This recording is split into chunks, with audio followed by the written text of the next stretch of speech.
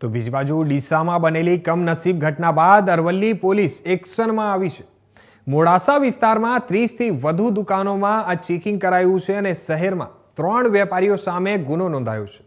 Licence કરતાં વધુ પ્રમાણમાં જથ્થાનો સંગ્રહ કરવામાં આવ્યો હતો અને એએસપી ફટાકડા સંગ્રહની જગ્યા પર ઇલેક્ટ્રિક વાયરિંગમાં સેફટીને લઈ બાંધછોડ કરવામાં આવી હતી।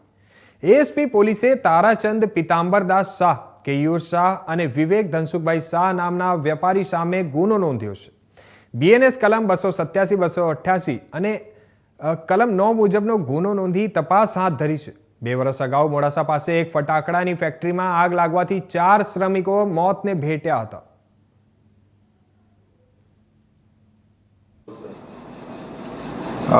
આપને જેમ કે ખ્યાલ છે કે થોડા દિવસ અગાઉ ડીસામાં એક કમનસીબ ઘટના બની।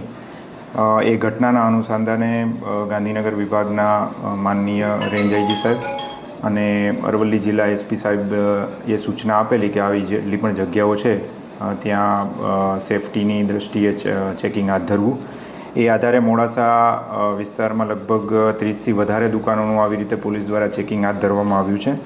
તેમાં અમુક દુકાનો એવી જોવા મળી છે કે જેમાં લાયસન્સ જેટલું આપ્યું હોય જેટલો જથ્થો એના કરતાં વધારે જથ્થો એમાં સ્ટોર કરવામાં આવેલો છે અને સાથે સાથે જે ઇલેક્ટ્રિક વાયરિંગ છે એમાં પણ સેફટીના જે તમામ પાસાઓ છે એ ધ્યાને લેવામાં નથી આવેલા। સેફટી એમાં પણ કોમ્પ્રોમાઇઝ કરવામાં આવી છે।